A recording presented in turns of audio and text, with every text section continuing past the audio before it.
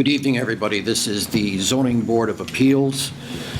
We are meeting on October 26, 2021 in Meeting Room 1, and it's just about 7:01 p.m. as we open this meeting. First this evening, we have the administrative matter of approving the meeting minutes from September 28, 2021, which I have taken care to distribute in advance to all the board members. They were lengthy, these minutes. I want to make sure, first of all, that everybody has received them. Yes. Yes. And does anybody want to make any changes, amendments, or modifications to these minutes? I can't imagine that anybody would. They're very comprehensive, and they go on for many, many pages. Do I hear a motion? So moved. Second. Second. All in favor? Aye. Aye. So those meeting minutes from our previous meeting of September 28, 2021 are accepted.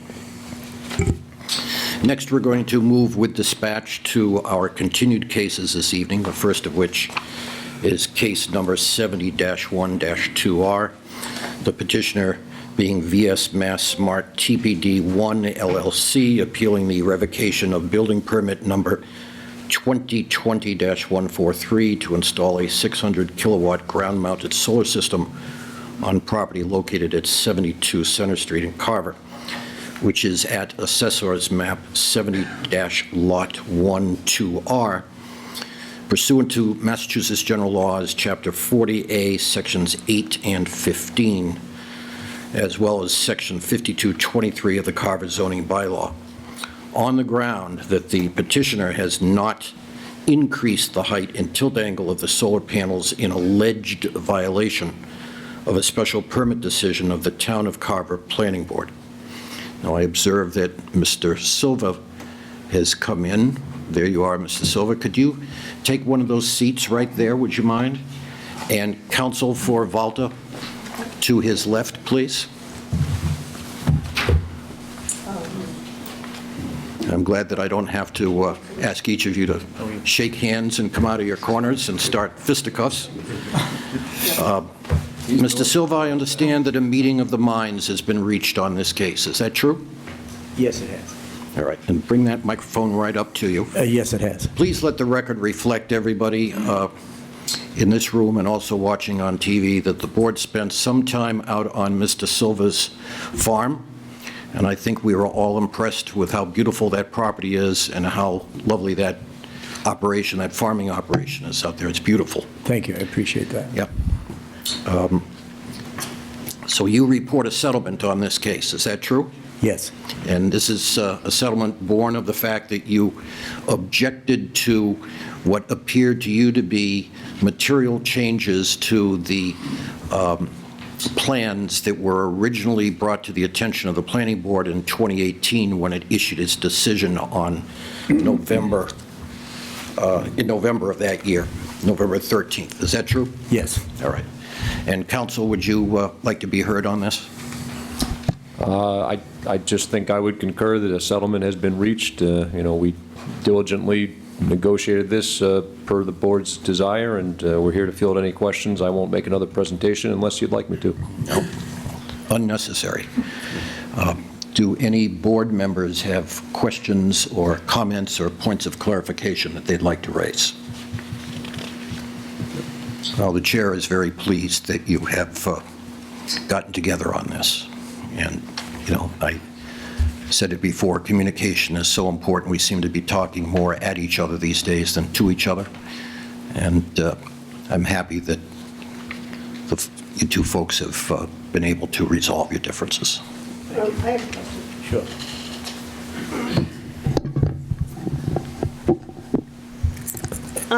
To the attorney, do you have to go back to the planning board now? So you have a denial for their height now. Do you have to go back, resubmit to the planning board? That's not my understanding, because we are seeking a reinstatement of the building permit. So my hope and expectation okay. is that we would not. Okay, have to I got it. return. Yes. So the revocation of the building permit was based on the decision based on the plan, by the planning board, right? Well, we just to recap, we petitioned the planning board to grant us an administrative minor modification. They did not. Subsequently, the building department revoked our building permit, so we're appealing that revocation. I think if this board sees fit to reinstate the building permit, I think mission accomplished from our standpoint. Is that right? I would say so. Would it be up to the building commissioner to kick this back to the planning board? I would hope not, or we spent a lot of time and effort to start over.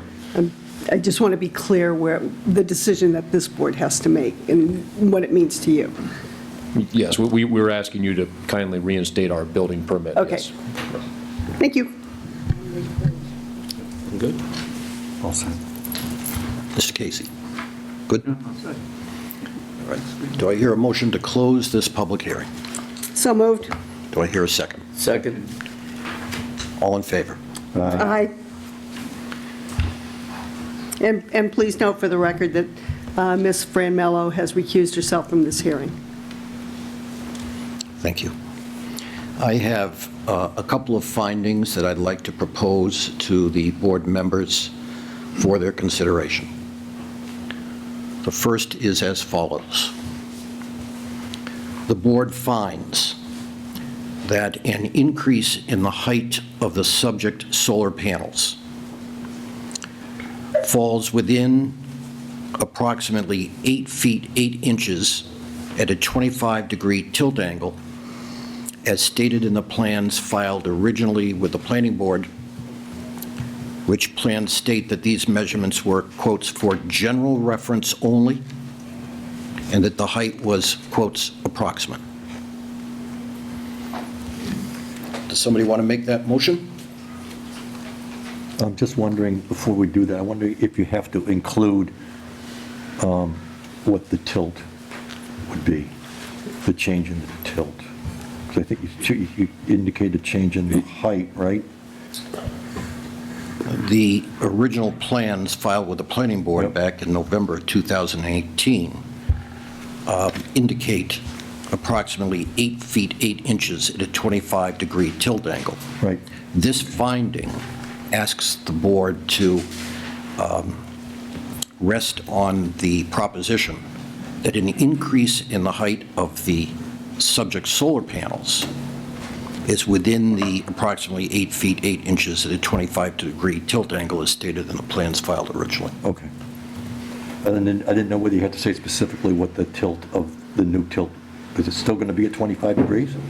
Well, The existing as constructed per the building permit, building department approved plans is 35 degrees, just to be clear. So it's constructed at 35, and it's at, what, 11.6, I believe? So 11 and 5/16 inch. Yeah, 11 and 5/16, right? 11.5 inches. See, the original was 8 and 25 feet, so the new is going to be 11 whatever and a tilt of 35 degrees. yeah, we'll get into the nitty-gritty on Okay. that in a minute. There's other findings to come in a decision to be voted on.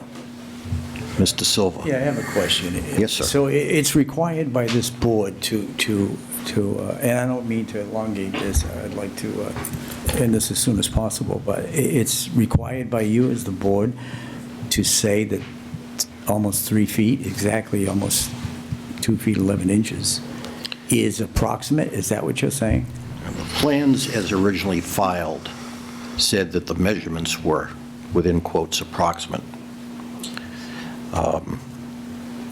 And also for general reference only.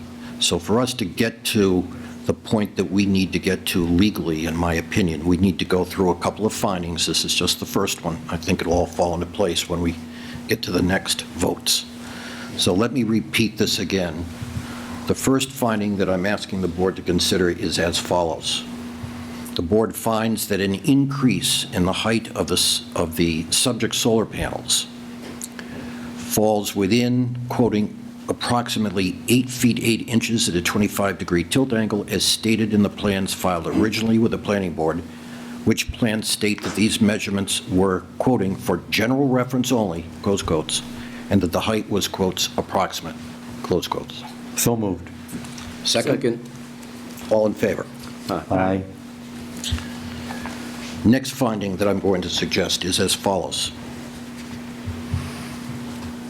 The board finds that the height and tilt increase of the solar panels would be in substantial conformity with the plans filed originally with the planning board and made part of its decision dated November 13, 2018. Any discussion on that? I do. If we're allowing that 8.5 feet to 11 and some odd inches feet is approximate, is there at any point we should say no greater than? Because could not 11.5 feet now be approximately 13.2?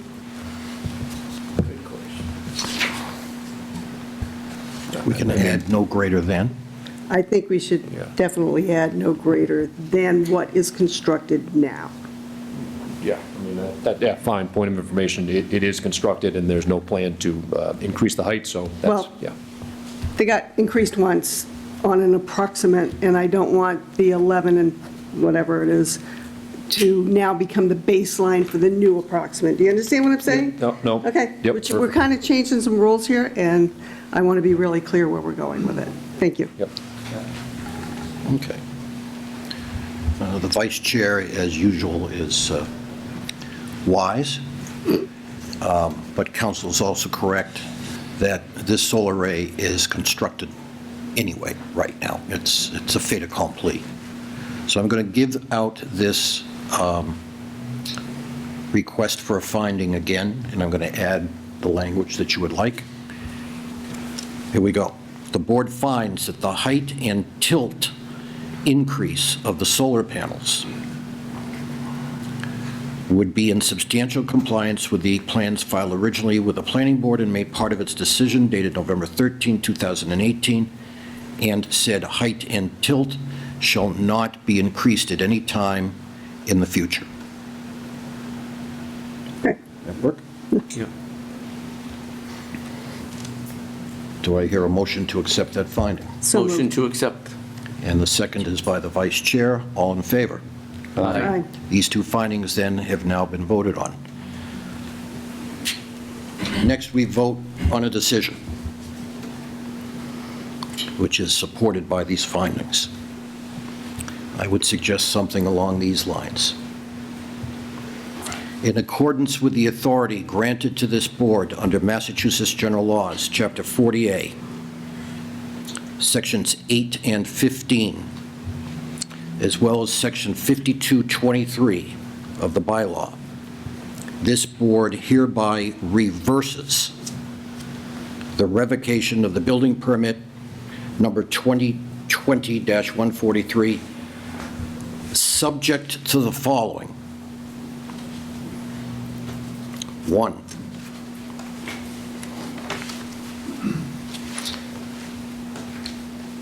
all conditions of the decision of the planning board dated November 13, 2018 shall otherwise remain in full force and effect.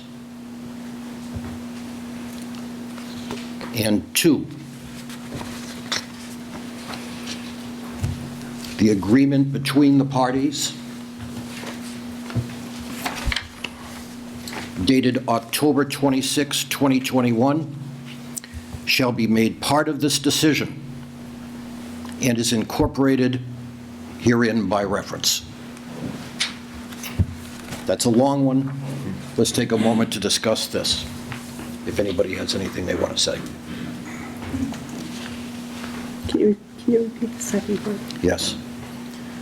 The agreement between the parties dated October 26, 2021 shall be made part of this decision and is incorporated herein by reference. Okay. So we're making the motion that the decision of the then building commissioner, which he then changed his mind about, and said, no, I don't have a problem after all. Everybody remember that? Right? The initial decision of the building commissioner was to revoke, and then he came back and said, well, never mind, I changed my mind.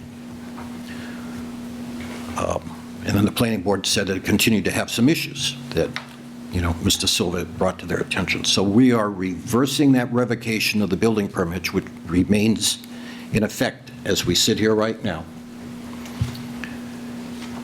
with these two important provisos. First, that all other conditions of the decision of the planning board dated November 13, 2018 shall remain in full force and effect.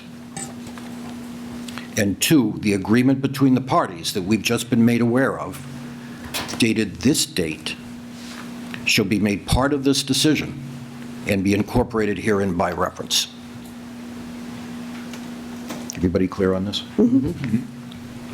Now, before we go to a vote, Mr. Silver, do you have any questions? No, I have a comment, but you asked for questions. I Yes. don't have any at the moment. Counsel, do you have any questions? No, sir.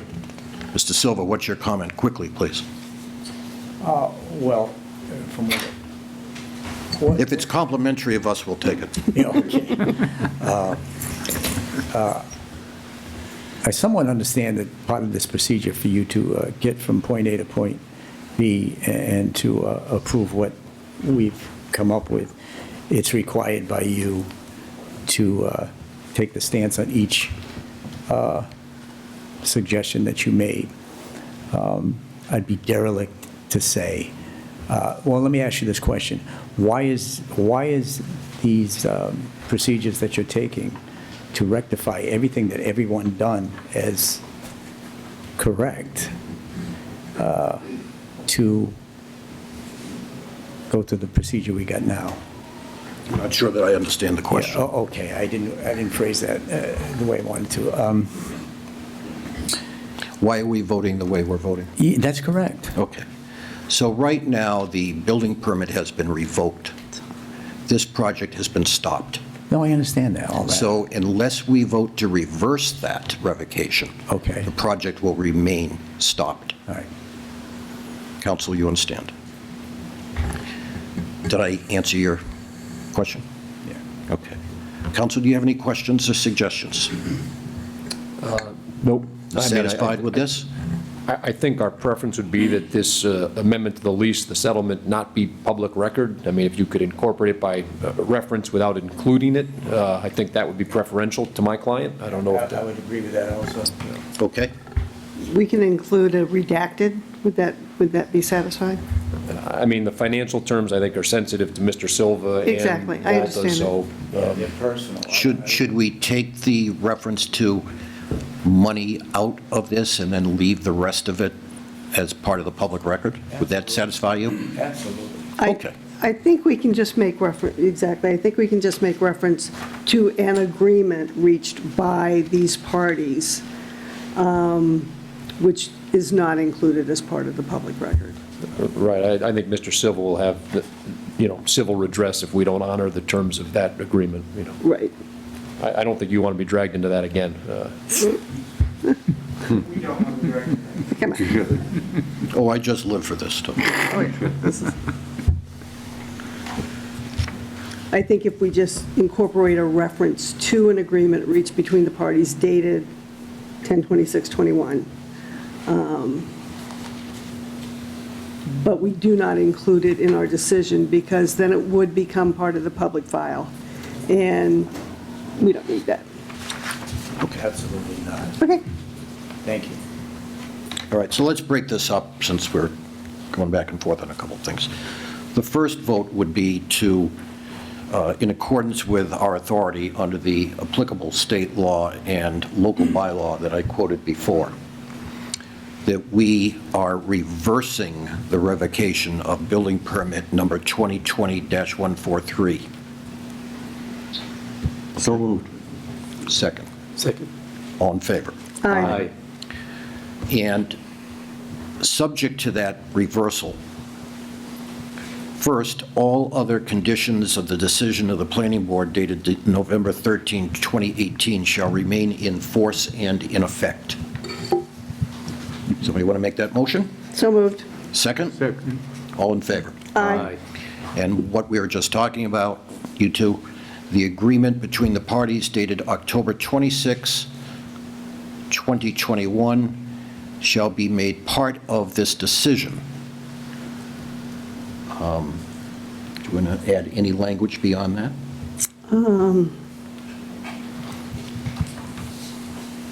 Is there language that can say is incorporated in this decision but not made part of, as in, so as not to be public? But the word you used was referenced. If you're asking the question of me, I think you could simply say that, subject to a settlement reached between the parties, I think you could probably leave it at that. I would agree with that. I don't think we have to go much beyond the period of that sentence that I just ended with. Okay. That's right. Hear a motion? So moved. Second? Second. All in favor? Aye. We're done. Mr. Silva, thank you for your cooperation. Thank you. It's nice to see you smiling. Would you like to pick up these copies so as not to be laying around? And council, thank you for your cooperation. Is Walter here tonight? Thank you, gentlemen. Gentlemen? Yep. Now you can go back to Vegas. I'm going back to Vegas. No? No, your plane's probably not getting out tonight anyway. See if I get out tomorrow morning. He didn't have one. But yeah, he's that right there, Frank. This one? Nope, Yep. right there.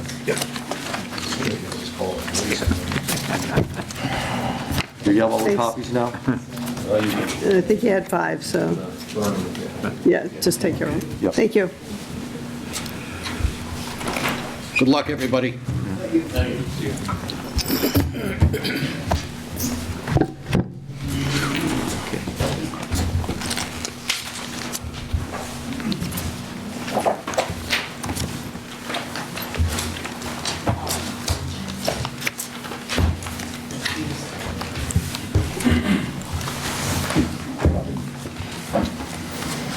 Okay.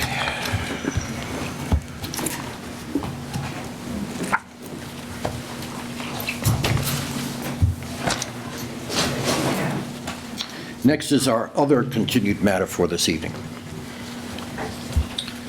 which is public hearing case number 131-2, the petitioner being Save the Pine Barrens, requesting enforcement of the Town of Carver bylaw against AD Makepeace, Inc. due to alleged past and continuing commercial earth removal activities in the residential agricultural district in the Town of Carver that are occurring both with and without an earth removal permit.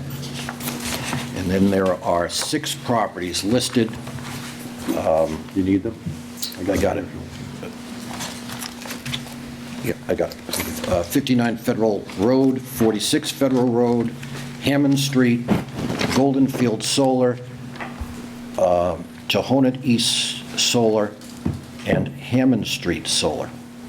There are various assessors map references and lot references. They're all part of the public notice. For the sake of saving time, let's go right back to this case, and I'd ask the petitioners to assume their spot.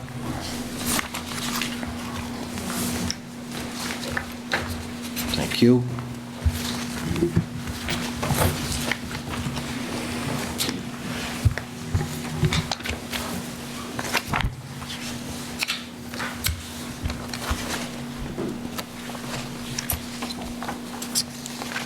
I just have a couple of quick questions before we begin this evening.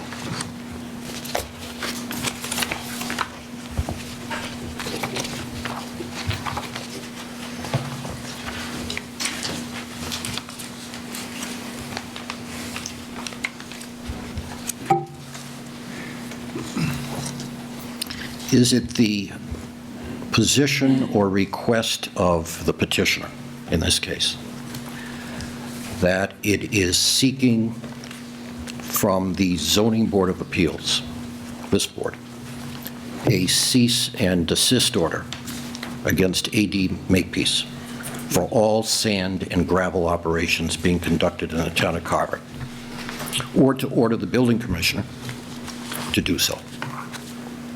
No, it is just the 6 sites that are listed. I didn't hear you, Mr. It O'Neill. is just the 6 sites that we've Just the listed- 6 sites. we've listed in the petition. Okay. And one other question.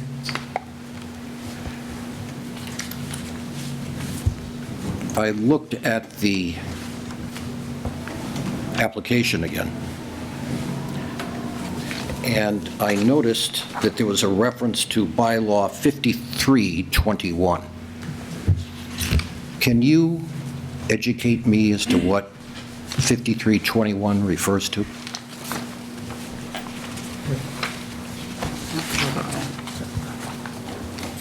I have the bylaw in my briefcase if you want. Well, I tell you what, He says he has it, though, Steve. yeah, I'm going to make it easy. Okay. We'll just pass this down.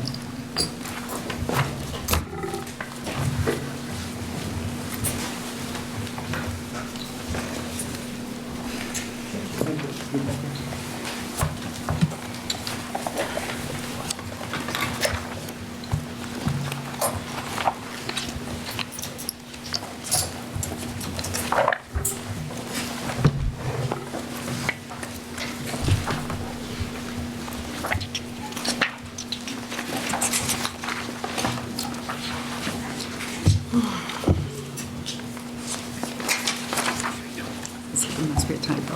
I see Ms. Sheehan shaking her head. Nice to see you this evening. Same. There is no 5321. That's a typo. If you could pass that back to me. Thank you.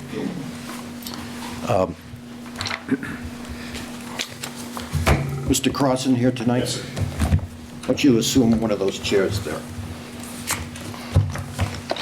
Now, as with the other case that happily settled, I'd like to get an idea from the three of you as to whether there have been constructive conversations that any of you believe might be leading to perhaps a meeting of the minds. If not tonight, then down the road. We did meet for over an hour, and we did have a good discussion, and we've agreed to continue meeting, but we have not reached a resolution. So as far as the procedures are concerned, we're going forward with the... Are any more talks scheduled? Well, we've agreed to continue to talk, but we don't have anything scheduled specifically. Ms. Sheehan, would you agree with that? Yes. Mr. Cross? I think that's right. We're certainly willing to sit down and talk further. That is right. Well, all talks need to come to a head at some point. No question. And it's only been 30 days between meetings. And I'm not going to sit here and twist arms and say, well, you should have come in here with a comprehensive agreement tonight, and you didn't, so we're going to go to a vote. Unless, of course, the petitioner should force us to. So I want to give you the option, Attorney O'Neill and Attorney Sheehan. Do you feel that, as petitioners in this case, that you'd like to continue until the next board meeting? Thank you, Mr. Chairman, but no, we don't believe so. As I say, we've agreed to talk, and we hope, obviously, we're always hopeful that we'll reach agreement, but we're not at the point where we feel confident, not at the point where we want to stop the proceedings. So you want us to come to a decision this evening? Yes, Mr. I have one other question of the petitioners, and it is this. Are you now before any other boards, permitting boards in the town of Carver, on this issue? No, Mr. Chairman. We've filed requests for enforcement with the Earth Removal Committee, but those have not been acted upon. So we have no other proceedings before any boards.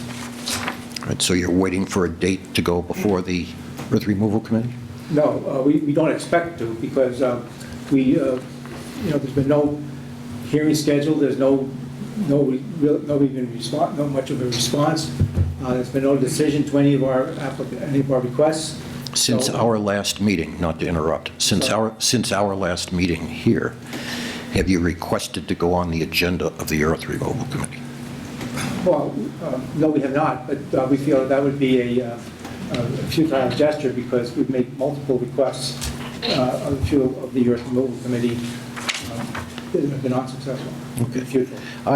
I think, and I don't want to speak for everybody, and I will stand down in a second, but I think we all have a very good understanding as to what the issues are here.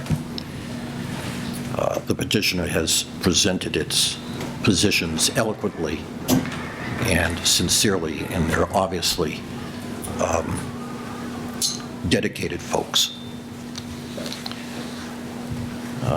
Likewise, I think Mr. Crossan, on behalf of his client, has expressed certain concerns and certain arguments that this board needs to take into consideration.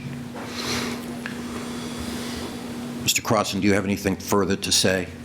Mr. Chairman, I would only say this, that I too think we ought to bring this to a close. The reality is that they do have several forums that they could bring their complaints to, including the Earth Removal Committee, again, if they see fit. What are the several forums, Mr. Well, Crossan? they could bring it to the courts. They have asked MIPA to notice a notice of project change, so they are looking to pursue their claims with MIPA as well.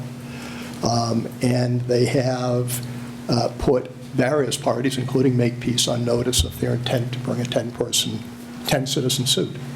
So That's under Massachusetts General Laws, Chapter 214. that's right.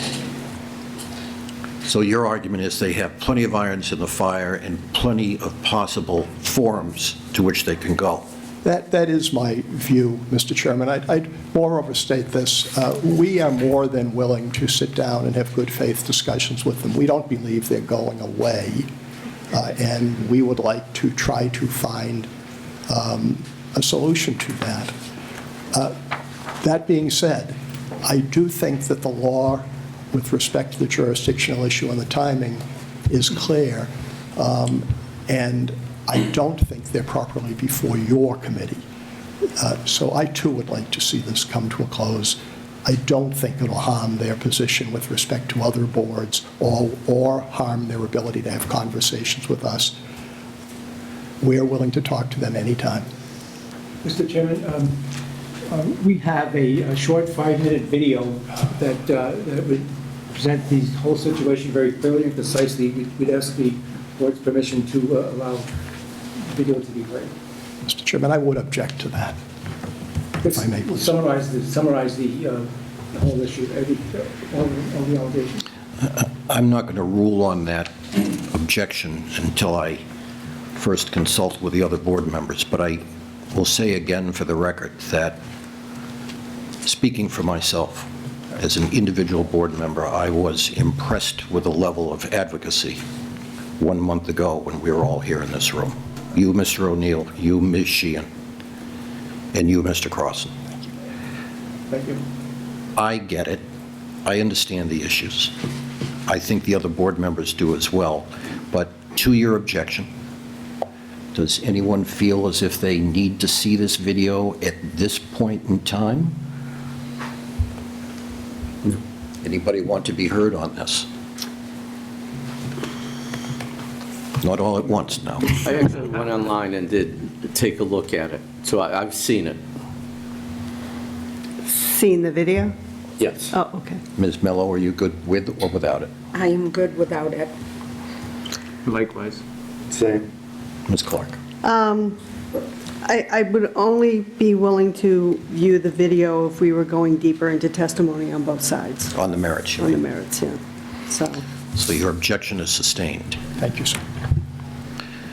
But again, please let me emphasize that we understand full well what the issues are and what the concerns are. We have viewed numerous photographs that were part of your submissions. Does the petitioner have any last words? Well, we feel so strongly about the video that we respectfully request the board to reconsider. It only take 5 minutes, and, there's been a lot of words back and forth, but I think the video would really explain it very well. Mr. Crossan, final words. Mr. Chairman, the video doesn't speak to the jurisdictional issue. I would object strenuously, as I have, and I have no final words beyond that. Thank you. Has this last bit of argument changed any board member's mind? No. No. Objection remains sustained. Thank you, sir. All right. Do I hear a motion to close the hearing? I'll make that motion. Do I hear a second? Second.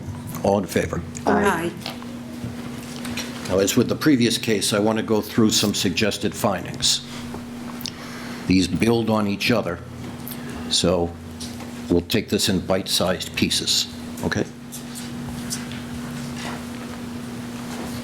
The Zoning Board of Appeals finds that it does not have subject matter jurisdiction over this case, as it is being asked to enforce a general bylaw and permits issued thereunder or not issued thereunder by the Earth Removal Committee. Do I hear a motion to make that finding? So moved. Do I hear a second? Second. All in favor? Aye. The Zoning Board of Appeals next finds that under General Bylaw 9.1.9C, quoting now, "The enforcement officer for the provisions of this bylaw regarding earth removal permitting shall be the ERC," which are initials for the Earth Removal Committee, "or their designee of the town of Carver," close quotes. Does somebody want to make the motion to present that finding? I'll make that motion. Do I hear a second? Second. All in favor? Aye. The board finds that even if it has subject matter jurisdiction, the petitioner has missed pertinent filing deadlines pursuant to Massachusetts General Laws, Chapter 40A, Sections 7 and 15, that prevent it from proceeding on the merits. Do I hear someone who wants to make a motion to accept that finding? So moved. Hear a second? All in favor? Aye. And next, the board finds the application filed by the petitioner seeking a public hearing under zoning bylaw 5321. There is no zoning bylaw under 5321. Do we have a motion to accept that finding? I'll make that motion. Second? Second. All in favor? Aye.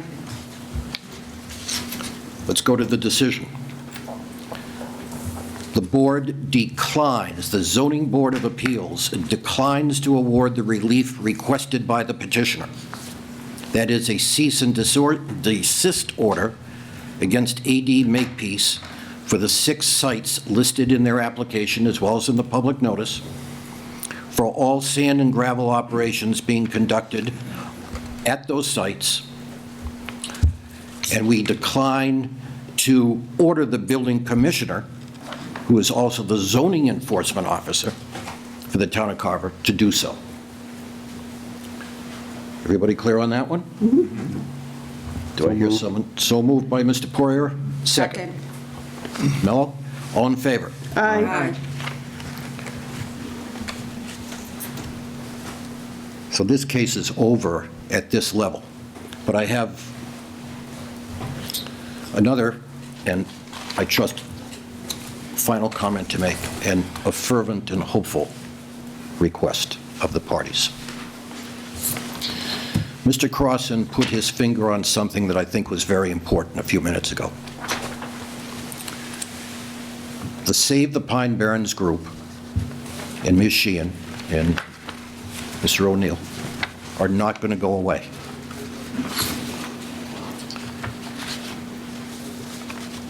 Mr. Crossan, if part of your legal practice is to give strategic advice to public corporations, I would suggest that constructive conversations continue, Of course.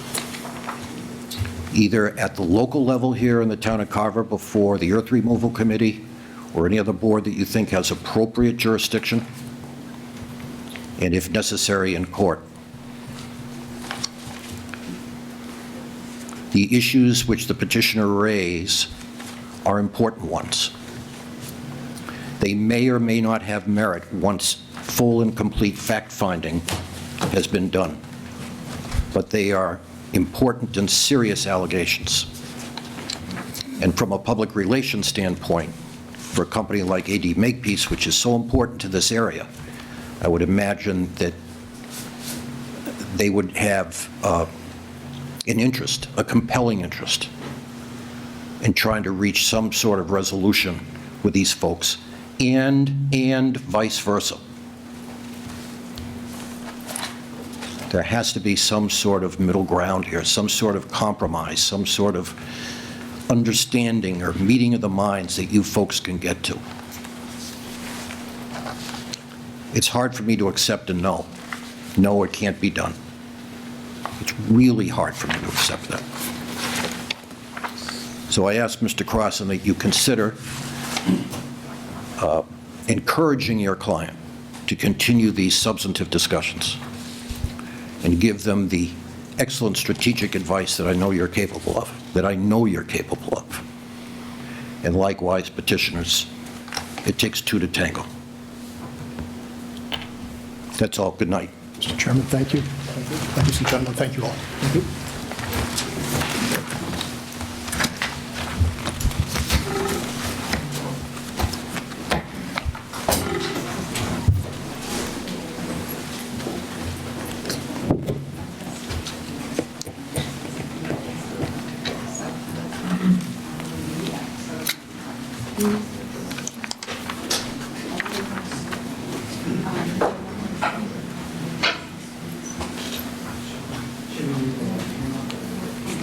We have another case. So, Ms. Sheehan and Mr. O'Neill, if you have conversations you want to have with others, if you could have them in the hallway, please. Thank you.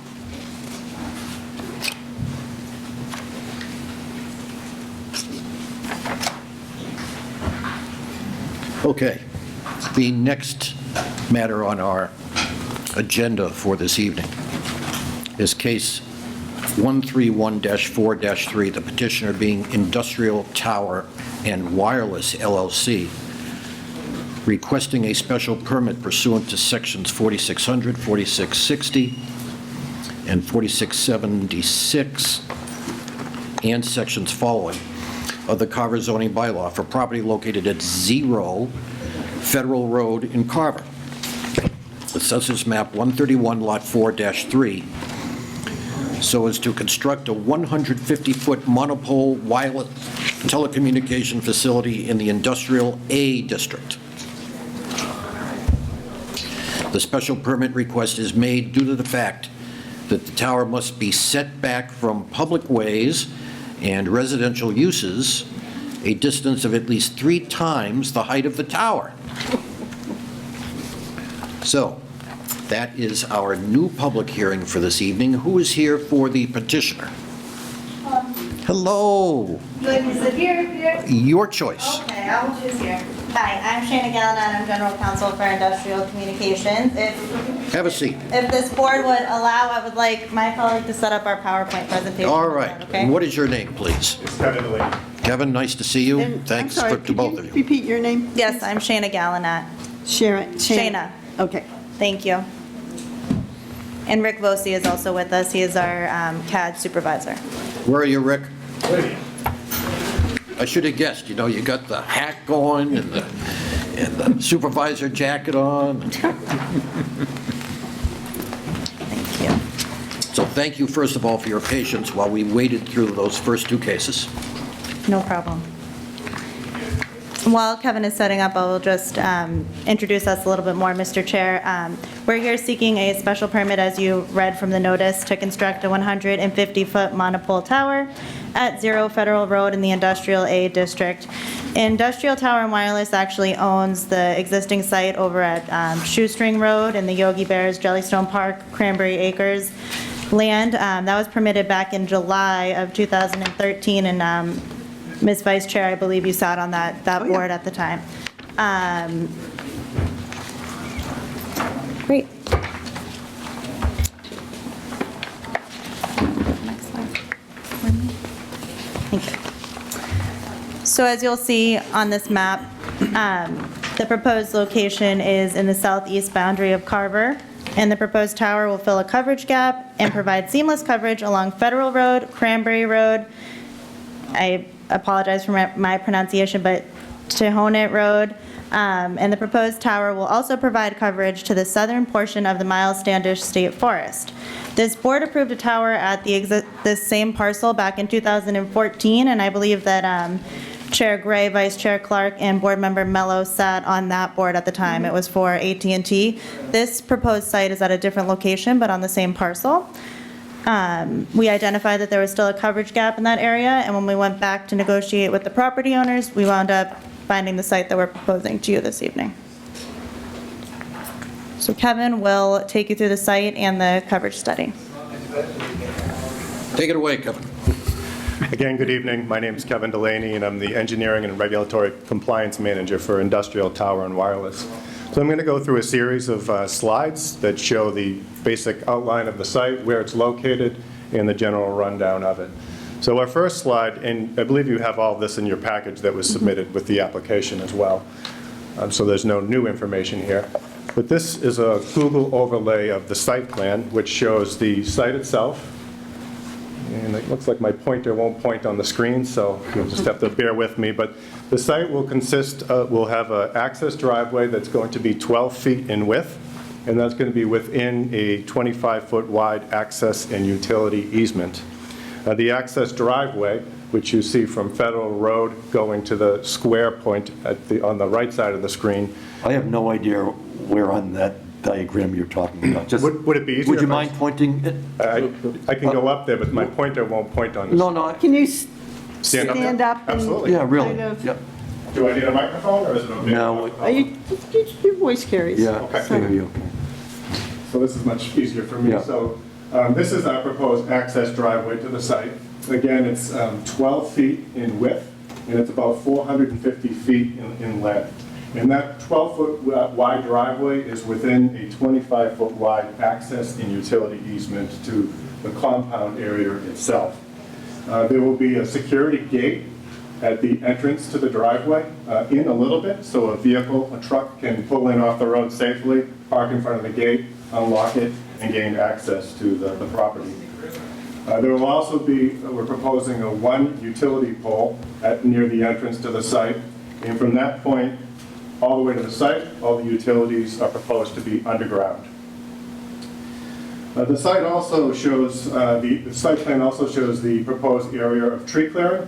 So this squiggly line that you see going all the way around the site represents everything within that represents where we would be proposing to clear trees. So as you can see from this, we're proposing the minimum amount of tree clearing possible for the project.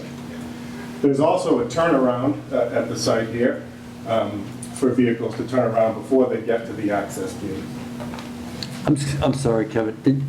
Did you say that road is already there? You're just going to make it wider, or you're going to make the road too? No, we're making the road too. Okay. So we have Okay. an agreement with the property owner with a 25-foot wide access easement, so we'll be building a new road within that easement.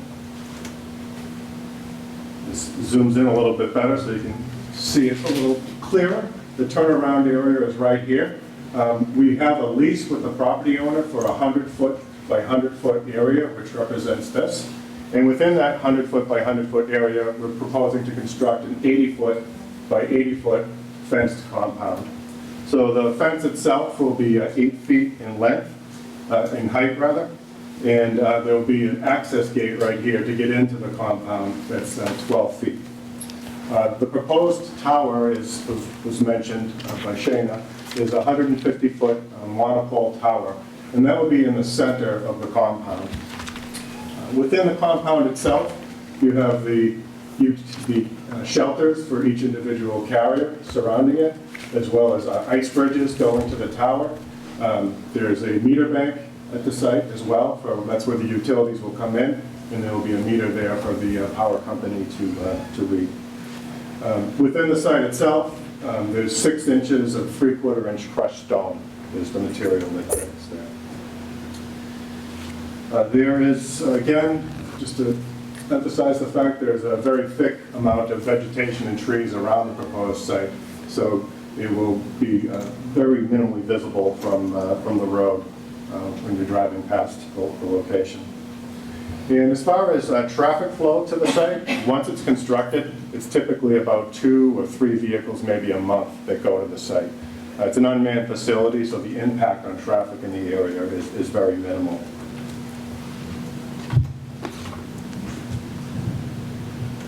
So this next slide is a vertical profile of what the tower itself will look like. Again, it's a monopole tower. This type of tower has all the cabling on the inside of the tower itself, so you don't see any of the cabling. And then you see the antenna arrays at the top of the tower. This tower is capable of co-locating 5 of the major wireless carriers that are out there today. So that's your Verizon, your AT&T, your T-Mobile.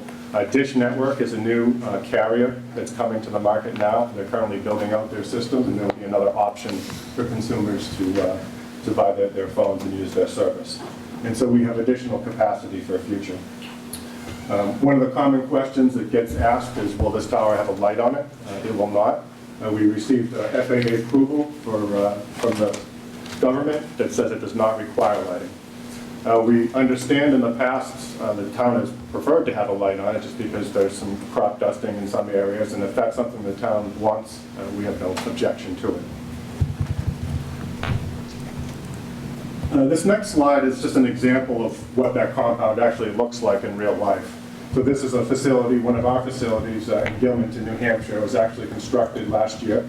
And so you can get a general idea of what it looks like. Again, you have that 8-foot fence that surrounds it. You have the monopole tower in the middle, and the foundation in the middle, and then you have the carrier equipment on each side of it.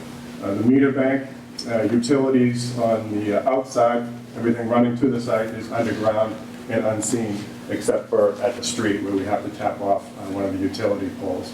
And again, we see the 6 inches of 3/4 inch crushed stone and the access gauge.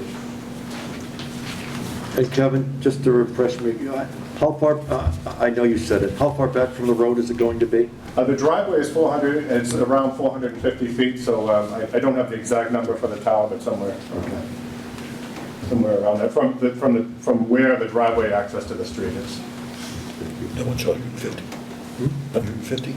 450. 450. There's got to be 3 times. Got to be set at. So go ahead. It's closer than that to the actual road on a different spot, which we can go over later. But the actual, from where the driveway comes in, it's over 450 feet to the street.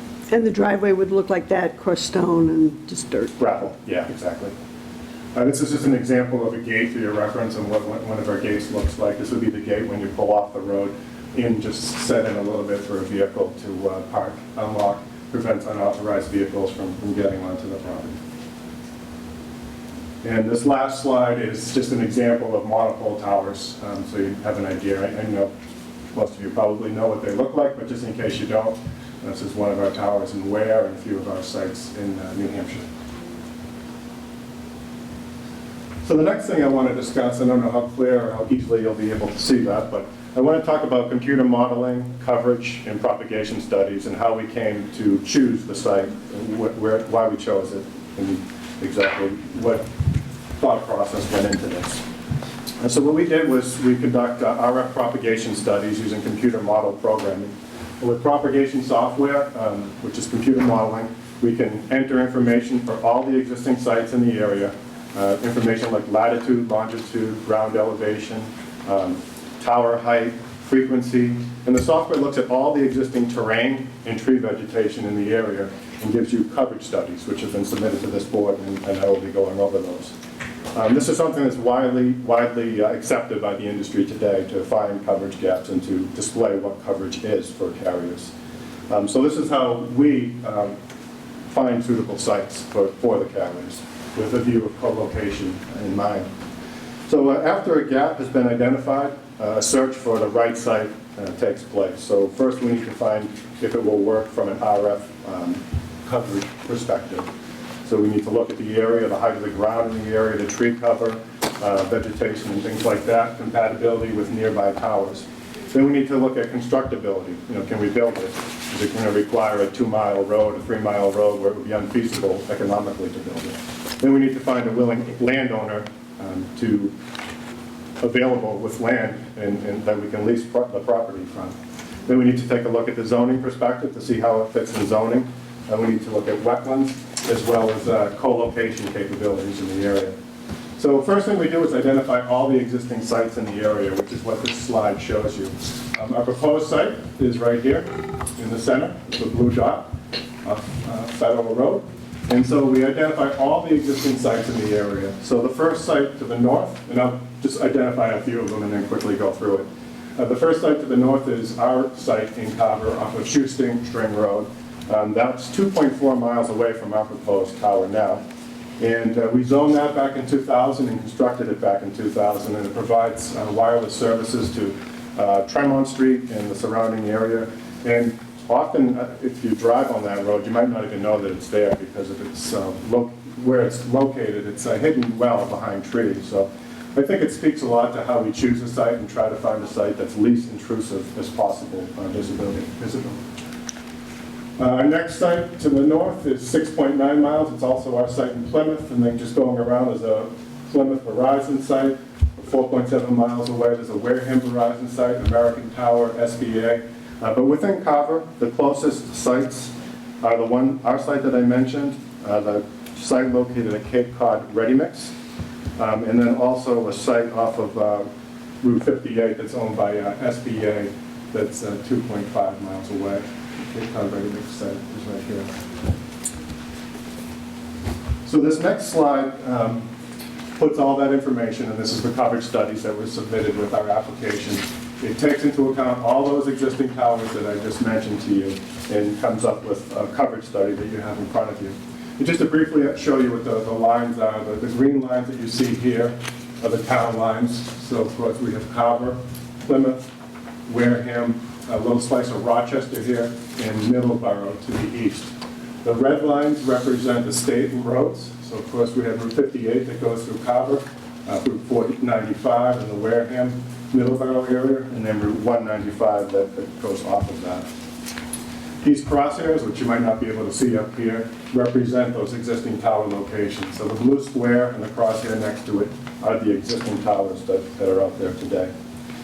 The signal strength, the yellow area represents in-building coverage. So that's reliable service inside a building, a home, or a commercial building. And the cyan color represents in-vehicle coverage. So if you're in these areas and you have the right phone from the right carrier, you'll be able to make phone calls right now. So this represents the existing coverage today.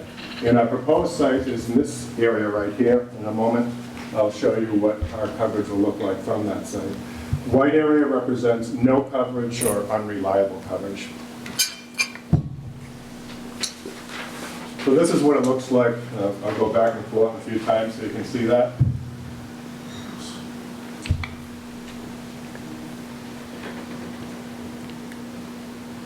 This represents the coverage gap that we're trying to cover with our proposed site.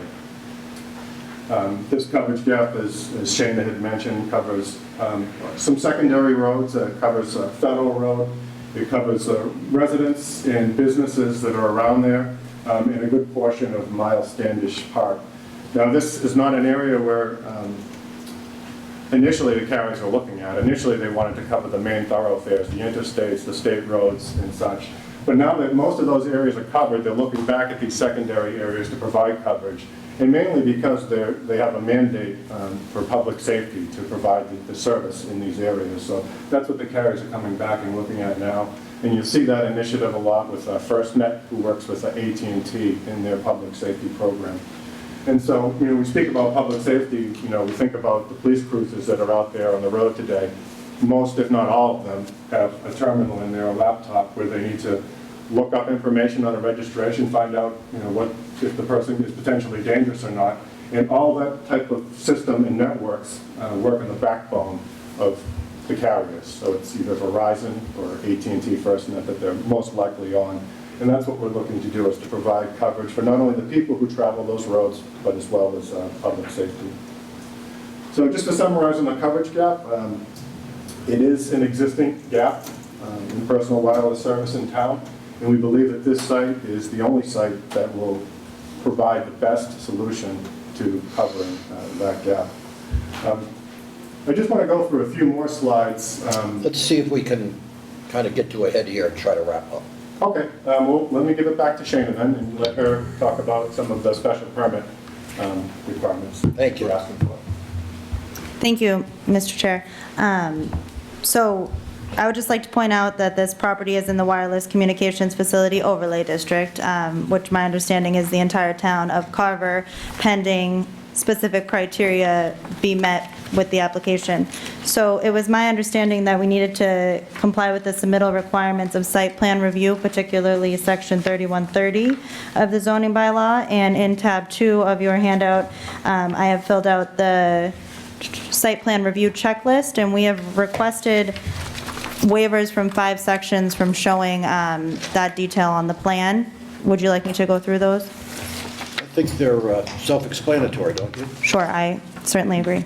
Thank you. I would, though, like to go through section 4600, specifically 4660, and just touch on how we believe that we comply with those sections of the Wireless Communications Overlay District.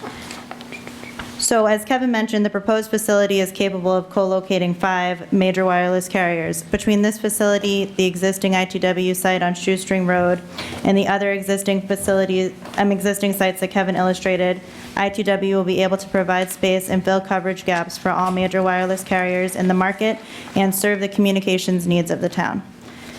The proposed tower will not create undue traffic congestion or duly impair the pedestrian safety, as this will be an unmanned facility with no employees. Because of the limited use, there will be no impact on the traffic flow of the surrounding roadways or highways. There will be ample room for parking and turnaround space for maintenance vehicles visiting the site for routine maintenance. The proposed tower will not overload any public or private water, drainage, or sewage system or any other municipal system, nor will there be any significant increase in stormwater runoff onto adjacent properties or streets. The proposed site, again, is an unmanned facility that does not require water or sewage. The proposed tower will not create an excessive demand for municipal services, including but not limited to police, fire protection, or schools. With respect to the aesthetics, a monopole-style tower will maintain a narrow profile to the eye, which will be manufactured with silver and gray coatings that will blend with the sky. Interior placement of transmission lines means that the coaxial cable is not visible running up the tower. The monopole style will be minimally intrusive to the town and to neighbors. The wooded character of the land in the nearby area helps minimize the visual impacts of the proposed tower. The compound area lighting on the ground, if any, would be shielded and not visible from the property line. Based on the proposed tower height, a distance from any airports, the FAA, since this application was submitted, has issued their determination of no hazard to air navigation. That was issued on September 30th, and I have a copy to hand in, and that indicates that the proposed tower does not require marking or lighting. Thus, no beacon or strobe light will be installed on the tower. What was the date of that finding by the FAA? September 30th, 2021. Go ahead.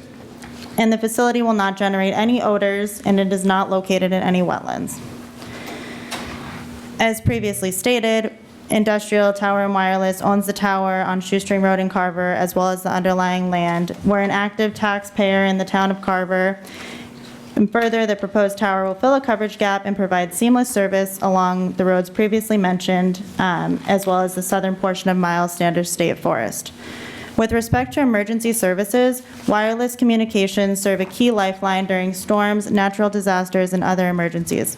Providing that lifeline is the industry's goal every day. Wireless networks have been tested by emergencies, and life providers have committed significant resources to incorporate lessons learned into the preparation and response plans. There are no existing or approved monopoles that can accommodate the equipment planned for the proposed monopole to provide coverage to the area with the gap which Kevin identified. Further, the applicant and proposed telecommunications facility will comply with any conditions set by the Zoning Board of Appeals per Section 4670 of the Carver zoning bylaw. The proposed 150-foot monopole will allow for co-location of 5 major carriers. As the applicant plans to provide space for the co-location of those 5 carriers, the proposed height is 150 feet as allowed by Section 4672. The proposal is not on an existing building or structure. The applicant will comply with the criteria of Section 4674 and 4675. With respect to Section 4676, that the tower shall be set back from property lines a distance of 40 feet, well, sorry, we comply with that, but from public ways and residential uses, a distance of 3 times the tower height. We are seeking that the board grant requested relief from this section of the bylaw, which you're allowed to do under Section 4679 as a part of the special permit. The setback required from the property lines will be met, but the setback from the public way is proposed to be less than 3 times the tower height. That would be 450 feet. As Kevin mentioned, we are 450 feet from the entrance of the drive to the center of the tower.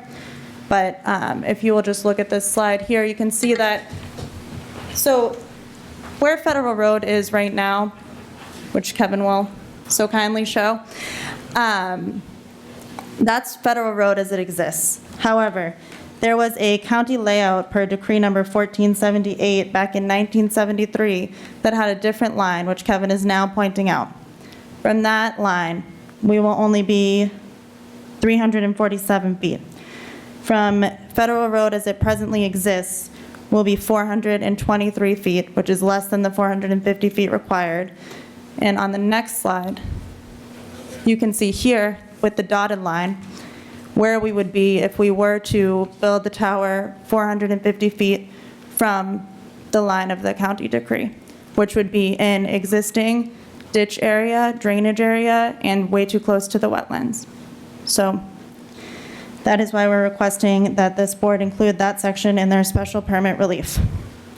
And in conclusion, I suggest to you that the board should find that any adverse effects that may be considered in permitting the 150-foot monopole telecommunications facility at 0 Federal Road will not outweigh the significant beneficial impacts to the town and neighborhood, particularly the availability of service to public safety and residents. And we respectfully request that the ZBA grant the requested relief in the form of a special permit and allow for the construction of this facility as well as the decreased setback from the public way, Federal Road. And we're happy to answer any questions. We did have a little bit more of the presentation, but it was really just explaining that industrial does everything in-house from the negotiation point all the way through constructing the facility. So you're short 93 feet? Yes. Exactly. 93 feet, exactly. Yes? Yes, sir. A lot of different numbers were thrown out. I want to make sure that my math was correct. Is that 93 feet from Is that the, 90, yeah. from the actual road as it is now, or the one that, It's 93 feet from the road as it is now. From the county layout or the actual federal firm? From the county layout, it is only 27 feet Okay. short. So it's from, not the county layout, but the, No, yes, hold on. Sorry, I apologize. take a minute. From the closest edge of the pavement, currently, it is 27 feet. From the county layout, it is 93 feet. Okay, so it's from the county layout, that's what I thought. But that's never been constructed, right? Correct, it's constructed It's, as is shown on the right. screen. Can I ask a question about that? Who owns the land on the other side? So is the owner that you are, the owner of the land that you're putting your facility on, does he also own this all the way out to the road? So as the assessor's map shows, yes, That's my understanding, that they do pay taxes on that land, but the way that the decree was written, it cuts into the property of the landowner who we're leasing the land from. If I may, Mr. Chairman, I'm not sure the year, it was 1971. The federal road is considered a county road. And back then, they were going to reconstruct Federal Road to take all the curves and Straighten it everything out of it. And they did in some spots, but in this spot, they didn't. So at this point here, actually at the most widest spot, the edge of the layout for the county layout is 120 feet from the edge of the pavement. And I know that because when I had my surveyors go out there, they had a really hard time finding out the county bounds because they figured they'd be right up the side of the road, and when they looked at the layout, They were up there. No wonder I couldn't find it. It was 120 feet in the woods. So it's actually, I'm not sure, the town of Carver actually owns that property that's in between there, but they're being taxed on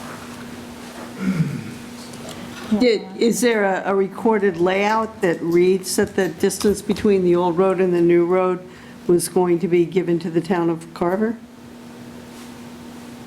It's a county layout, so it's shown on the county layout that was drawn back in, you said 1973, I think it was. And that was to, again, realign Federal Road to take the curses off of it back then. And when they did that, they did reconstruct it, but in certain points they didn't. So they've got that there, just in case they want to take that curse, I guess, out of that curve of the road. But I'm not sure, the county doesn't own those roads anymore. I think they all been given back. Do you remember when there used to be a Plymouth County, the plows and everything? Yeah, yeah. They maintain those roads. Now the towns maintain all the county roads. So I'm sure that's how it is. It's, the county took it from the butters when they realigned the road. Right. And now I suppose that the town takes over that. Not always. Well, I don't know if the county still, the county exists, but I'm not sure if the county actually owns property. Well, if they've done a taking, and the taking has gone through and they did part of it, but they didn't do all of it, the taking usually can stand. So you're probably correct in saying that you need relief from what is essentially a paper street versus the actual road too. And that would be 93 feet From the paper street. from the paper street. 102.2 feet. We just, so, It got bigger. Some fancy math over here? yeah, I see it now. Yeah. Yeah. 347. Yeah. Yeah. yes. Oh, That's the 93 feet that they need. 102.2 102.2. feet. 347 to 450. So if you were using the distance that we are set back from the paper street, we'd be getting a special permit for a reduction of 102.2 feet. And then if you used the existing federal road as it lies, it would be 26.7 feet. I think in the fact that it's probably a recorded county layout, and I can certainly check it, but Yeah, I think it's. Yeah, I do have a I plan. think you would actually need two, one for each, due to the special nature of that you're within a recorded county layout that was never laid out. Oh, but I think it was. because Well, the not this condensation is still there. Yeah, not this well, they laid it out, but they didn't plow it over. They didn't Well, turn it they into a could- road. They could, They still can. yeah, Yeah. So you would need the distance there. yeah. Okay. Exactly. So two distances, one Yeah, for 102.2 and the other for, How much? What was the other one? 26.7. 26.7, Steve. That's the reduction in the required setback that we would need. Right.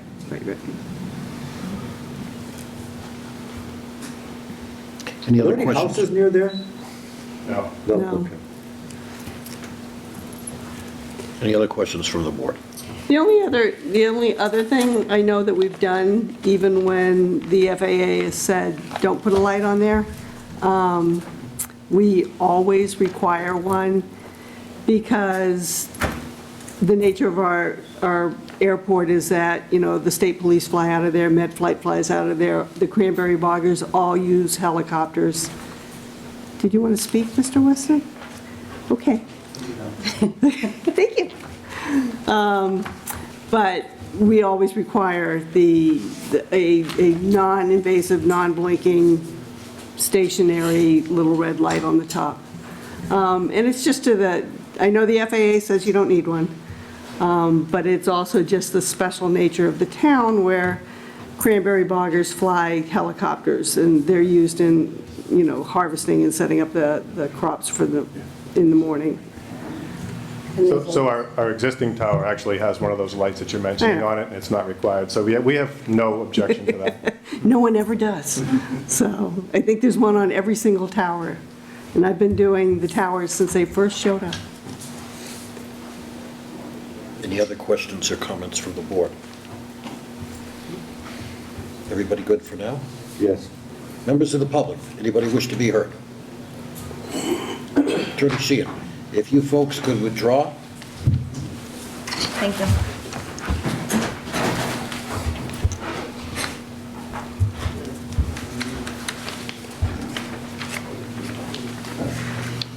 Thank you, Mr. Chair. Yes. Some questions. My name is Meg Sheehan. I'm from Save the Pine Barrens. So who is the landowner? I would say that is it HD Makepeace? AD Makepeace. AD Makepeace, Yep. excuse me. And so what is the current elevation of the site?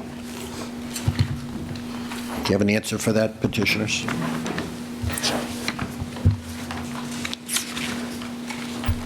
Yeah, 93 feet. So will the cell tower be placed on top of the 93-foot hill, or will there be changes in the topography? It will be placed on the 93 feet. It's not really a hill, it's pretty flat out there, but it's 93 feet is where it will be placed. Is there an available topographical map that shows the precise location of the road and the cell tower?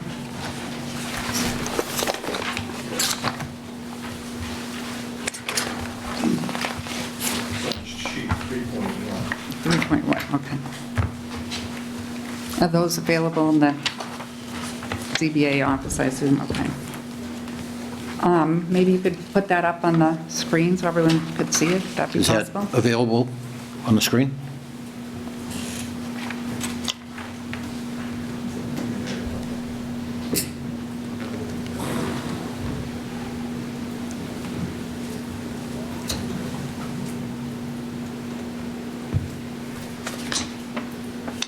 Very minimal grading to the site.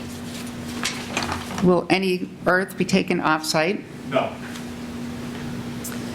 And how many acres of trees will be cleared?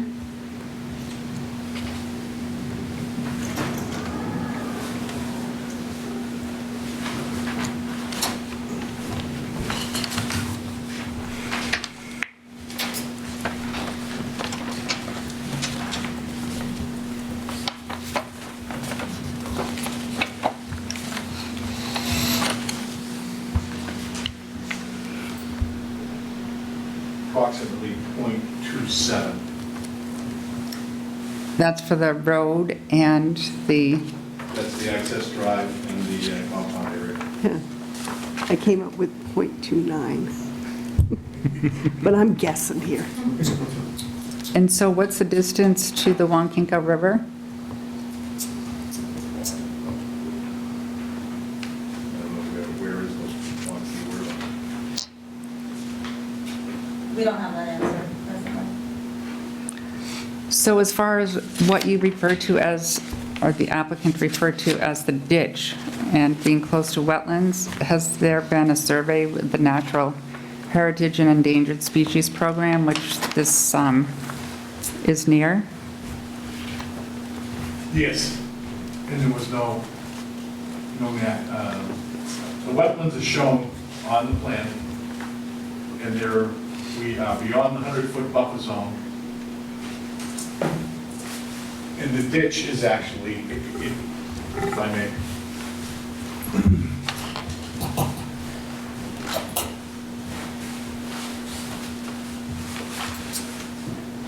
These are the wetland flags. On the other side of the wetland is what they call an intermittent stream, which, if you put it on one of the aerial views, okay, kind of hard to see. Oh, this one. Yeah. There is a pond that is out there, and the approximate wetlands looks like it is an abandoned bog. And what I think what happened was they used that ditch to feed that bog at one time, many, many years ago. It's all overgrown and everything else. So when we had it flagged, and it's on the plans of who the environmental scientist was, we wanted to stay beyond the 100 feet, beyond the wetland flags. So we're beyond the 100-foot buffer. Is that are these the wetland flags here? Yes, ma'am. And the 100-foot buffer zone is shown on there as well. That would have been. Oh, that would be like these Yes, lines here, okay. that other line. That was why we requested the relief for that setback for the right-of-way, because we didn't want to go Rather into the than pushing wetland, it to the conforming. conservation Okay. jurisdiction. Stay away from the wetlands. So is this in the Tohonet mixed-use development area that requires MIPA review? I think so. Dana? That's not my understanding. No. So that's a no? That is not my understanding presently. I've not seen that document, but I would be happy to review it. All right, that would be great if you could do that, because our maps show that it is in the Tohonet mixed-use development area that does not include industrial uses. And that was part of the special permit review procedure that 80 Makepeace agreed to with the state agencies. So any projects in the TMUD area have to go through MIPA review. And do you have a map that shows the other uses on this parcel, which is the parcel that was rezoned for Reed Custom Soils? And how close is this to the ongoing earth removal activity on the Reed site? We do not have that information presently. Why is that pertinent? Why is it pertinent? Because this property was rezoned for what was supposed to be a soil blending facility, and it is being used for an active strip mining operation. Yeah, that's the Reed site, correct? Right. That's not this site. That is the site, as I understand it. It's the same lot as Reed.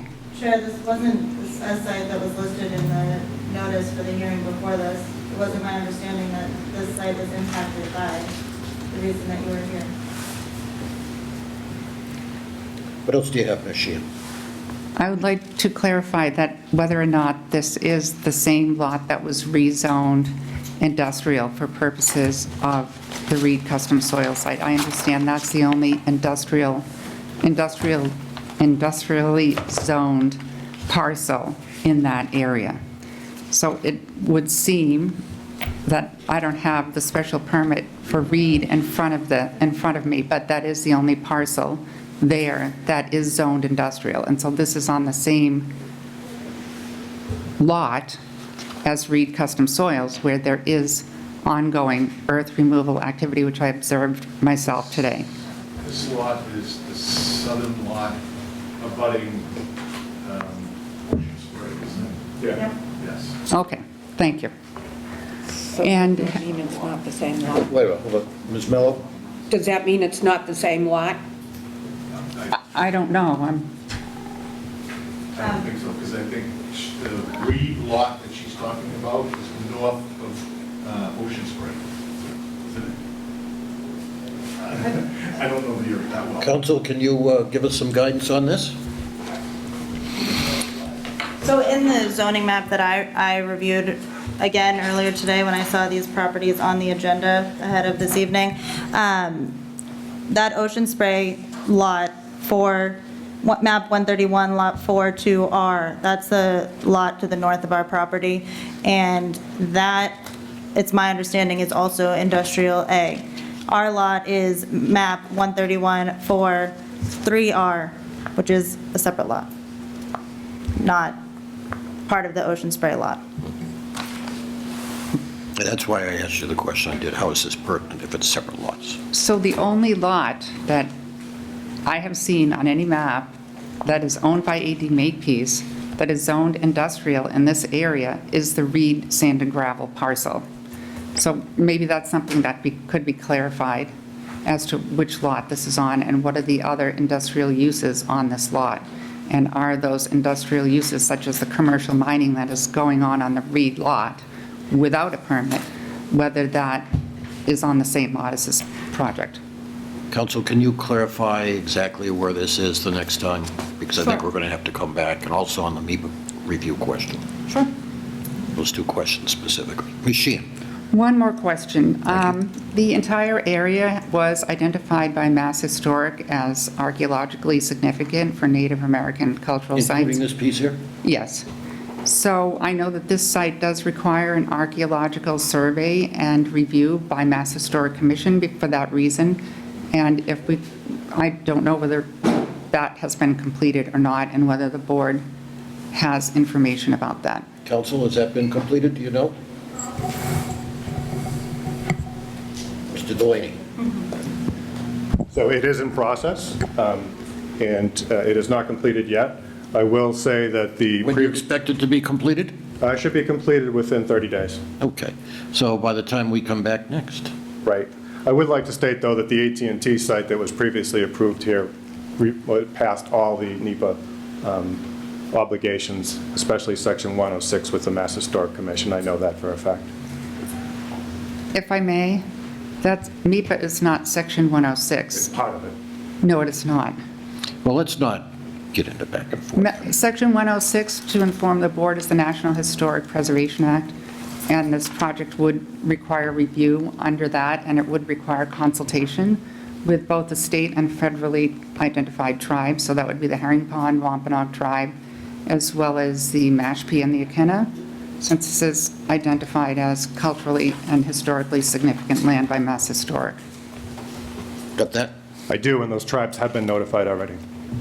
Okay, well, I think probably, since it sounds increasingly that we're not going to be able to get to a vote tonight, that you bring with you the next time documentation that will speak to these issues, the MEPA review issue, the historic review and architectural review issue,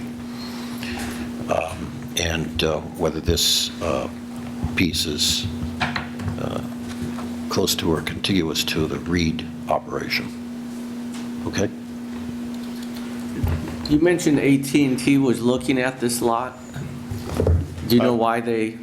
Yeah, they were approved for this site back in 2014, and with a lot of the carriers, unfortunately, they work hard to get something, and then they lose their budget, and then they put it off, and then their lease option expires, and then the landowner doesn't want to do it anymore. So that's what happened in this case. So as far as you know, there wasn't any, what we're currently talking about, issues? There was none of those issues with it. Okay. And we're very familiar with the NEPA process. We have to go through it with a fine-tooth comb when it comes to any federally regulated telecommunications site, because it's regulated by the FCC. So we're familiar with the process. It's nothing new.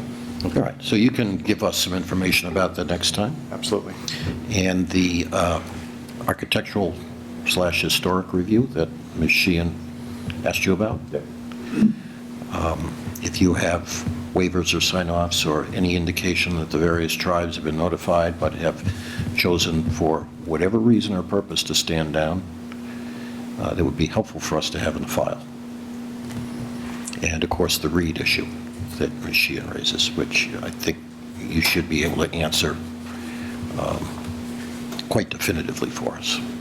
You know where this piece is, you know where they are, right? So just maybe you can dummy up another map here and show us the difference. Okay? Ms. Sheehan, is there anything else that you'd like to see? No, thank you, Mr. Chairman. You bet. So thank you for those excellent questions.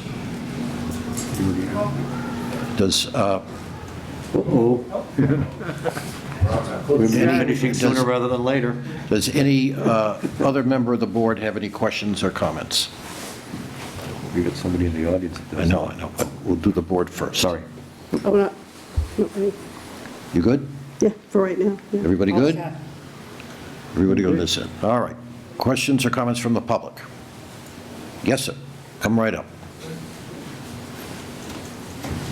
And if you could identify yourself, name and address would be Hi, fine. good evening. Sean Bogart. I live at 116 Cranberry Road. You may recognize me. I met with you in 2014 when we went through the same process. I don't remember a week ago. I bet you do. I just have some lingering questions and some comments, so bear with me as I read through my chicken scratch here as I've made my notes. Can't even find them all. My most recent comment here that I've written down is a lot has changed in this area since 2014. That was 7 years ago. I think that includes the incorporation of reed soils in the area. So the area is very different down there since then. So just because it was approved then, this is a start from scratch situation. It's very different. As Ms. Sheehan pointed out as well, I do kind of agree with her there. I believe, my understanding, I could be wrong, that this lot, as well as the Reed Soils lot, were both zoned industrial back when that all took place. But again, if they're going to look into that, I think that would be very helpful. My biggest concern, I have a couple questions, a couple concerns, but my biggest concern is the light on top of the tower. Just because, as you've mentioned, you have always required it, doesn't mean you have to require it.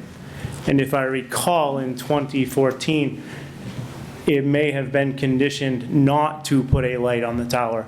And I would also request that be a condition this time, specifically if the FAA has not required it, and they seem to have already done their legwork, so I would hope that you wouldn't put a light on it, because I think I'm going to see it from my house. You did do a balloon test in 2014. I would maybe recommend another balloon test in this case. It is in a different location. It's close, but it is different. Again, I asked for no light because I do think I'm going to see it, and you may not think so, but the gentleman that spoke from Industrial Communications, he mentioned the shoestring tower, and he said it was hidden. It's not hidden. I can see that from Cranberry Road. I can see it from Tremont Street. It sticks way out. You can see it. So yes, we're in the woods here, and there's a lot of trees, but 150 feet puts you above the trees. And I think I'm going to see it, just like I see many of the lights at Ocean Spray, which when I bought my house in 2011, I should remember this, I couldn't see the lights at Ocean Spray. But the earth removal has continued and continued, including Makepeace clearing into the Ocean Spray lot, which they weren't supposed to do, and there was no repercussions to that. But now I see plenty of light from Ocean Spray. I couldn't when I bought my house. So if that were to continue, these trees keep coming down, there's going to be nothing left. I can probably bear with seeing a tower sticking up in the air, but I'd really prefer to not be staring at a red light. And it's not even me that is annoyed by it, it's the dog. At night, he sees it and he goes nuts. Thank you. So I do hope you condition that. I also ask that you look into the conditions of the 2014 project to compare. There may be something that no one has mentioned here tonight and may be very vital information, and you may want to condition that as well. I also have another question.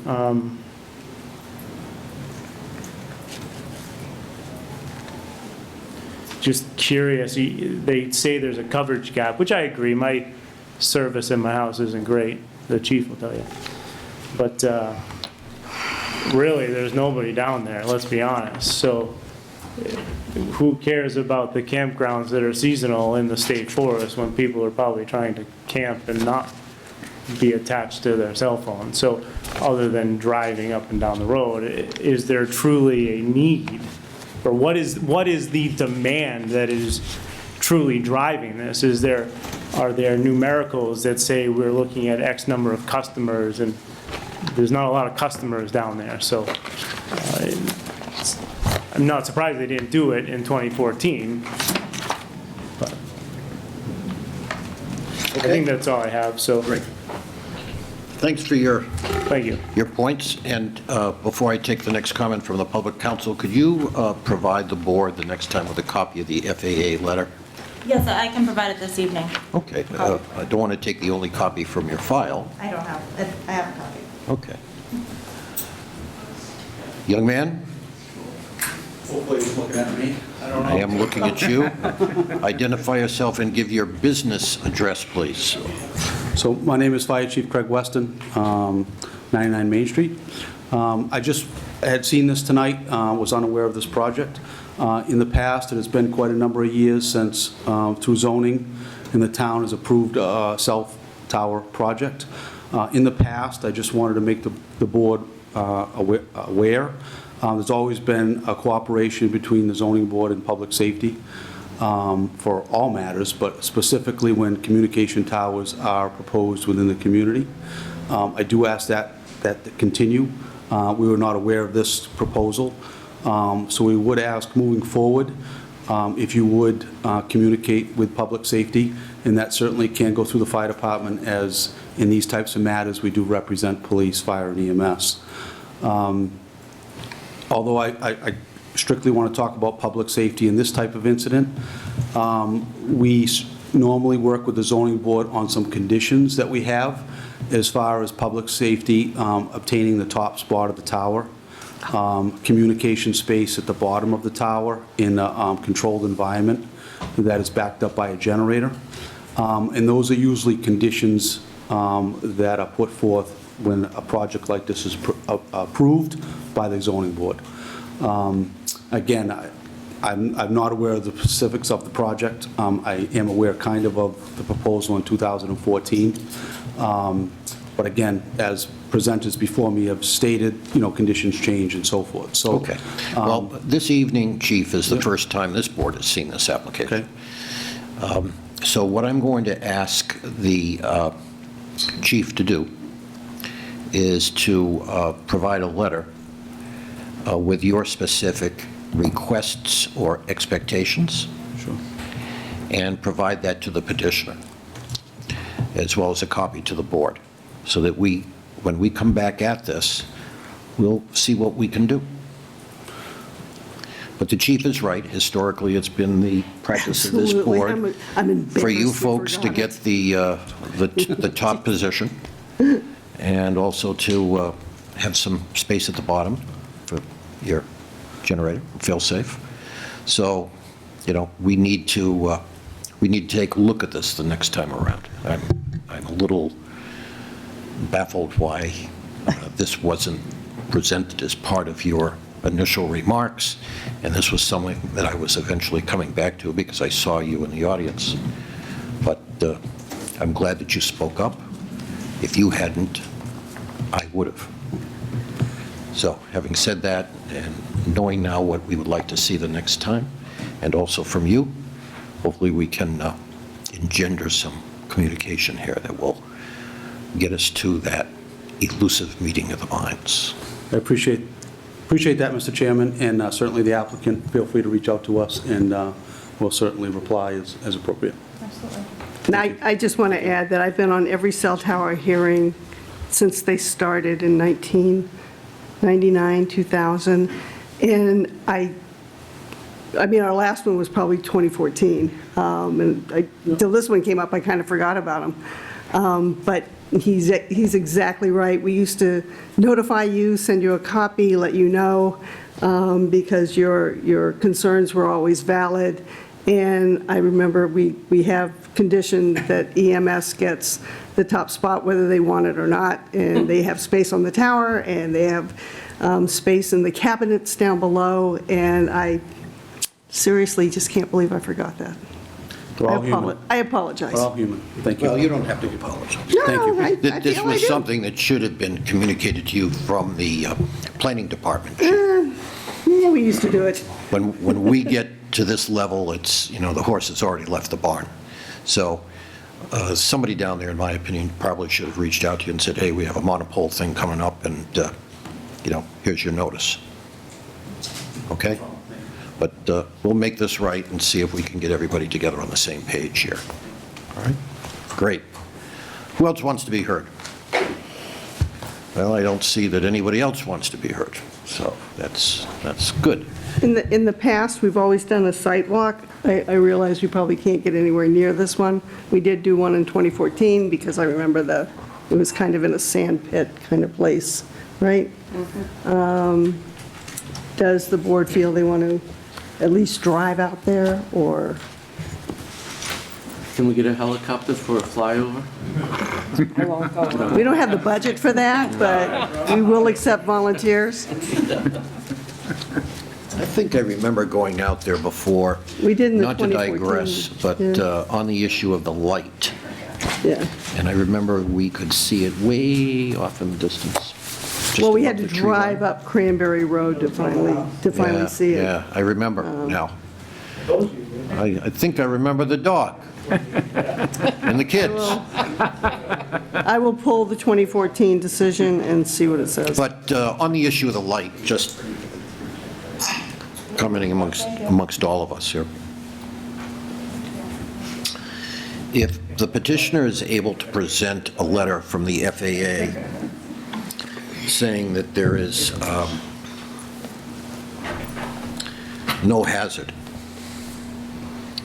I'm wondering whether, in this instance, a light is really necessary. And I'm just throwing this out, I'm not making a decision on it, I'm just saying if they can demonstrate that the FAA has been notified properly and they have no issues. I'm reticent to budge on that one, but let me look up the 2014 decision. Everything's on precedent. Okay. So, Do we want to set another meeting? yeah, do I hear a motion to continue the case? So moved. Second? Second. All in favor? Aye. Okay, so let's talk about our next hearing date. And I do want to say in reference to that we have 3 new cases coming the next time we meet.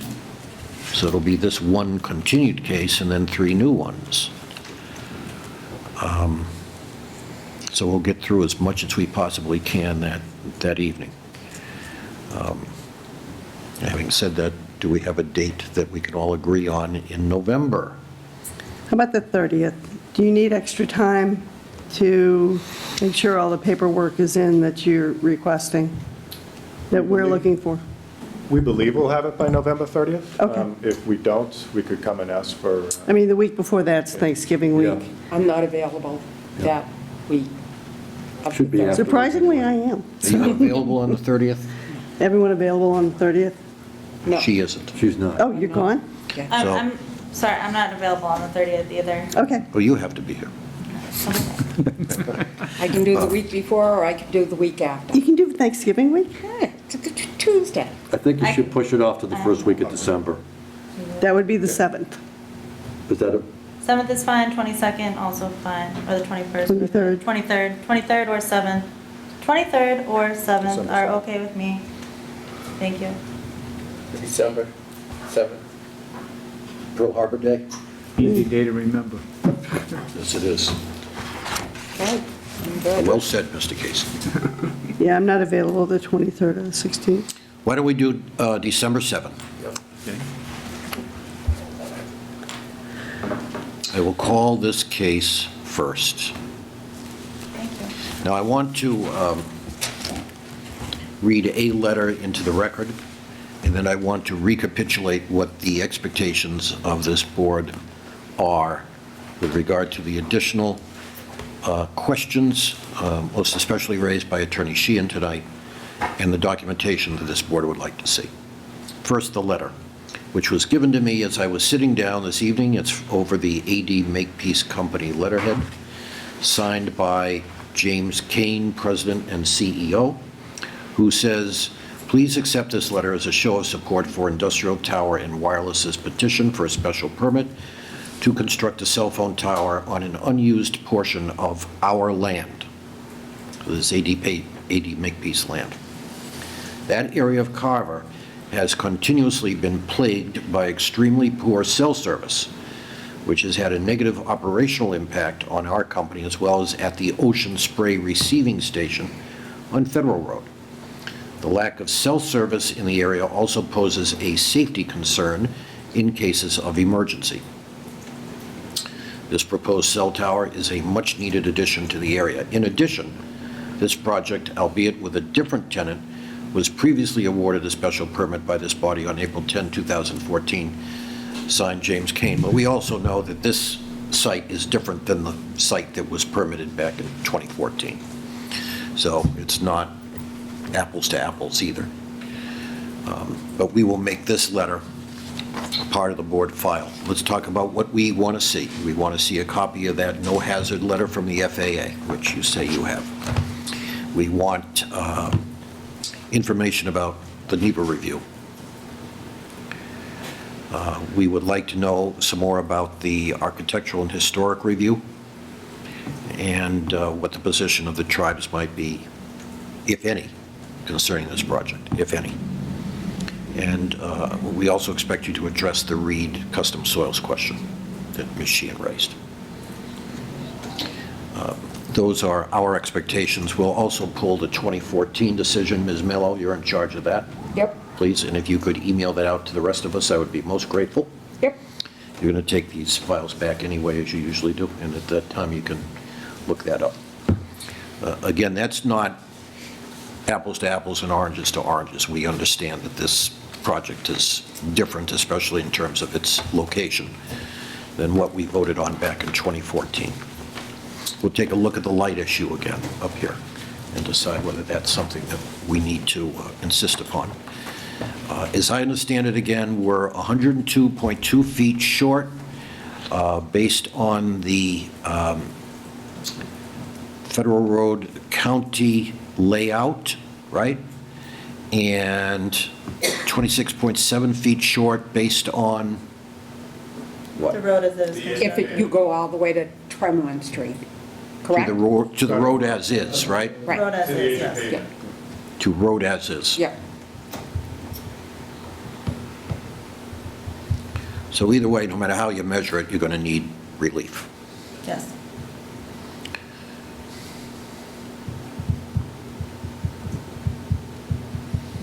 Does anybody have anything else?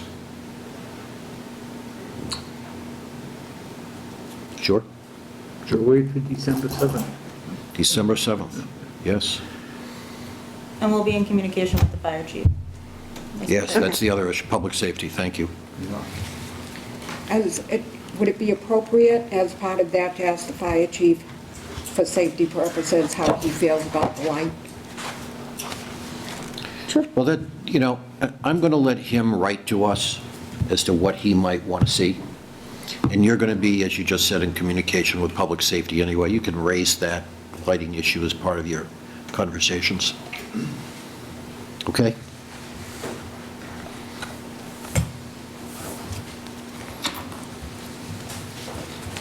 All right, does anybody have anything else? I do. Everybody good out there? Thank you for everybody for coming tonight. So we've agreed on putting this over. I don't think we need to take a vote on this, do we, on a date? No. Do we have anything else to discuss? Are we all discussed out? Motion to adjourn. This guy always wants to leave. Second? Second. All in favor? Aye. Good evening, Carver.